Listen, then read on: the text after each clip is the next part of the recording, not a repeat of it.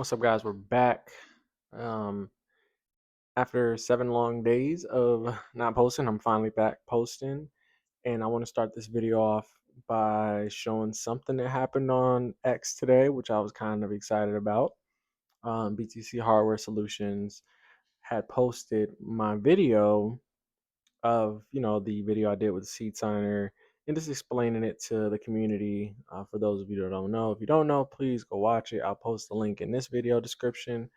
And yeah, it was just kind of cool to see that the Bitcoin community recognized my work. So that was exciting. And I look forward to seeing more stuff like this. It was so funny. I was just like scrolling, and next thing I know, I was like, wait a minute, those hands look familiar. Wait a minute, that desk looks familiar. That's me. so, so I came up here and made a post, or they made a post. I commented on it and got a little bit of love, so it was cool. It's nice to see. But let's get into today's video. Today's video is going to be about going over just like some Bitcoin guides that help me and some stuff that I think that would help you, the people watching this, as to how to get started with certain things. So this guide is by this guy named DarthCoin. Um, he made a lot of guides, and this is where they're located. I'll post his link in the chat. And man, he goes like super into depth with everything, with a lot of stuff. If you're just getting started into Bitcoin, obviously this is red because I clicked it, but I'll post this link in the description. And yeah, you guys can kind of look into some of this stuff if you guys like doing really in-depth research like that. I know I'm not the only one out there that likes to do stuff like that. I know there are plenty of other people, and some people just don't know where to get started. I found this just by doing random research, and somehow, some way, I just stumbled upon this. So yeah, if I was you guys, I would really start with probably here. Be your own. Actually, no. You know what? I would start here. I would start with the 5 stages to become a real Bitcoiner. It seems a little cheesy at first, but I think it's great because it kind of goes into detail about teaching you like why Bitcoin was made, and it gives you some good documentaries to watch, which is cool. I'm not sure if the one documentary is in here that I would want you guys to watch, which is the Hidden Secrets of Money. Oh yeah, there it is right here. Here, Hidden Secrets of Money series right here. And he gives you a whole bunch of other stuff. And if you guys don't want to watch documentaries, you're more of like a reader, there's stuff in here to read as well, which is like he gives you like some really great books. And I've read like, let me see. I read a couple of these books actually. Yeah, I've read a couple of these books. But yeah, so and I think honestly, like in my opinion, that's the best place to get started. Really, is just like where, or just where to get started. It is to understand like money, and then once you understand money, it you fall into a hole of trying to understand.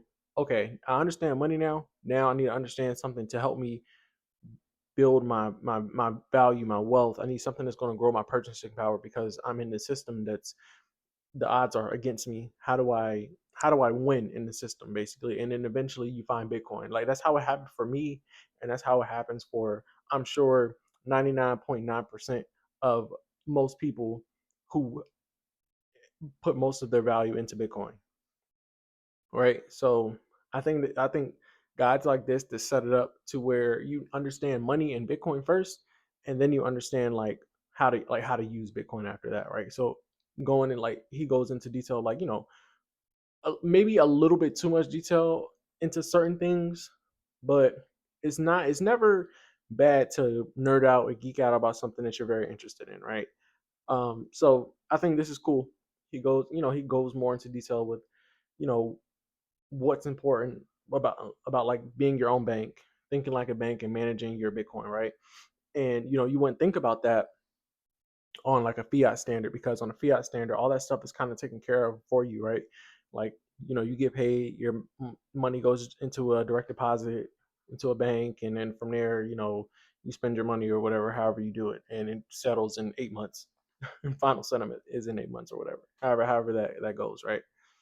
With Bitcoin, on a Bitcoin standard, or just you know investing and being in Bitcoin is different. You control your money, or at least you want to control your money. You should control your money by having it in self custody. And this guy helps you do that, right? So he tells you to go and choose a wallet, and he has a great graphic up here. And I think let me see if he, let me skip ahead. Okay, he does. He shows you guys what it is in a second. So he tells you choose a wallet, and he goes into what's important when it comes to choosing the wallet, right? And he lists out some pretty good ones, and one of them is one that I use, Sparrow and Electrum, right? These are great wallets. And then he tells you, hey, after you set up a wallet or you get a wallet, go buy some Bitcoin. After that, send it to that wallet. Learn some more about different wallet apps. Like then he goes into the biggest, which is securing your Bitcoin. And I'm not sure if I posted this graphic before, but this graphic, I remember when I first looked at it, I was like, well, shit. What does this mean, right? Because it's honestly, it's like it's a lot going on in this. Like I understand, like if you're like a baby pleb or just a noob when it comes to Bitcoin or just whatever, like I get looking at this is like what the shit. I'm gonna zoom in.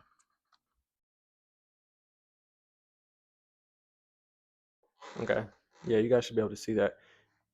Yeah, you guys should be able to see that a lot better. So what is this, right? Let's break it down a little bit just so the average person can understand what exactly they're looking at. I know some people are a little bit more advanced, but there are some people out there who are just looking at this and they're like, what the fuck? So let's break it down. So if you read this guide, he's going to tell you how to set all this up, or like this is the process you're going through, right? When you buy Bitcoin, you can only buy Bitcoin in a certain amount of places. You either buying it on an exchange, or I'm sorry, not you can't buy Bitcoin in a certain amount of places. You can buy Bitcoin in a bunch of different places, but there are only two ways to get Bitcoin. You're either buying it or you're mining it, right? In this example, you're buying Bitcoin, and you're going to buy Bitcoin from either centralized or decentralized exchanges, or maybe some P2P method. P2P is person to person or peer to peer. Decentralized is like a no KYC method, or I'm sorry, no KYC exchanges like RoboSats or BISC, and centralized are like Coinbase or Strike or River or wherever else you buy your Bitcoin from, right? Buy a Bitcoin there or however you get it, and then you send that Bitcoin to a cash wallet, right, where you do your coin control and your funds management. And think of the cash wallet pretty much as your commercial bank, if you will, right? So this is your bank account, if you will, right? We'll call this your bank account. And then from your or this will be like your this will be your yeah your commercial bank, right? You keep your money here when you want to spend it out or send it somewhere pretty much, right? So that's what that is. Then you have your after you get your money in your cash wallet, you're going to send it to your vault, right? And your vault is pretty much where you keep your money for long-term savings, right? So you put your money there and you pretty much don't move it unless you absolutely have to in emergency cases, right? And there are ways that you set this up. And he says it here, he listed here. Deposit only transactions, XPub use, only emergency withdrawal, right? And there are a lot of nuances and things that go into setting this up, especially the XPub use, right? Meaning that you're only setting this up on a wallet with the XPub. You're not using the private keys, because if you're using the private keys to set it up in the wallet, then it's pretty much like a it's a cash wallet pretty much. Like it's not secure because your private keys are like on that wallet. It and I know that's confusing for people who don't understand, but bear with me, stay with me, keep reading this guide, testing things out. You will understand. I promise. So yeah, remember, vault or cold wallet savings central bank, right? You don't. It only sends to here. It never leaves unless there's an emergency, right? So this is where like majority of your stack would be. Okay. Now let's go back to cash wallet because we're not sending back here. Only if it's an emergency. Remember here. All right. Now, how do you fund like your Lightning wallet, right? You like in a Lightning wallet would be used for like spending sats like at a grocery store or buying coffee or buying something online or whatever, right? This is where you keep like your spending money for the most part. That's why he calls it the Lightning wallet spending pockets, right? And it's funded. Your Lightning wallet is going to be funded with your cash wallet, right? So your cash. So we kind of go back to where like your cash wallet is kind of like the central bank, right? Or I'm sorry, the centralized location, pretty much, right, of where you're going to send out everything, right? Like your commercial bank, right?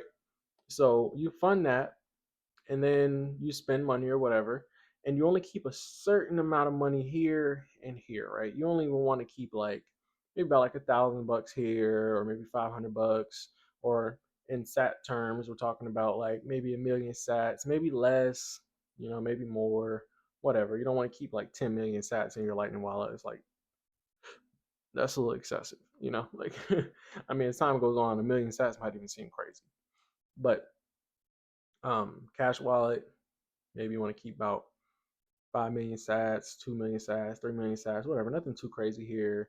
Big money here. That's where you want to keep that at. Now, what is this, right? What is all this? What is a swap? What does that mean? So if you let's think about it like this: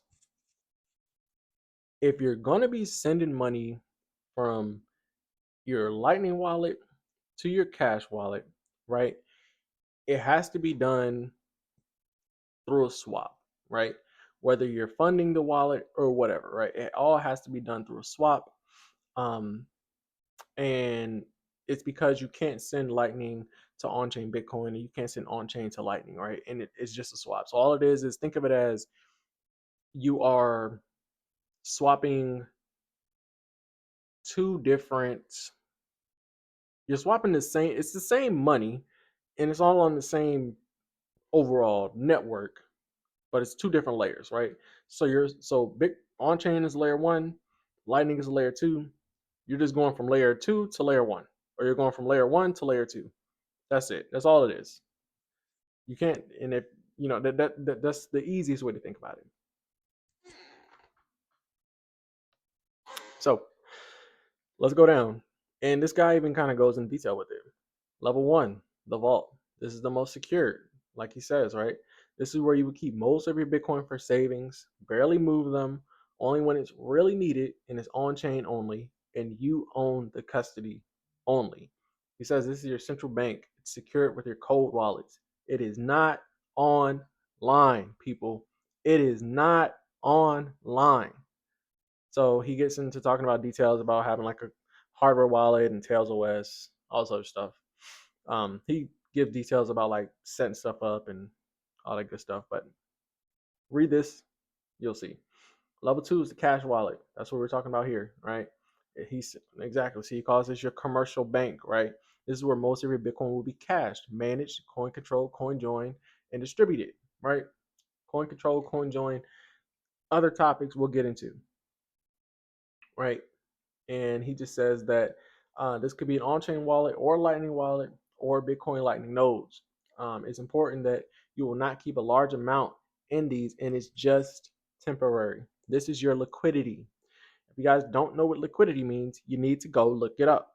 Liquidity means that it flows, right? Liquid flows. This is money that flows everywhere. It's just temporary. It's not frozen, and it just moves. If something is liquid, it's always moving. It's flexible, right? Level three, the spending. This is your spending infrastructure, your daily cash pockets, mostly on Lightning wallets. On this level, it is okay if you sometimes use custodial wallets with small amounts for spending. It's okay. Also, if you guys can kind of catch on, this guy's he's not a good English. He's not the greatest English speaker. I'm not saying he's like not a good English speaker, but he's like Spanish, or he speaks Spanish. Sorry, I'm not sure what like his ethnicity is or anything like that, or nationality.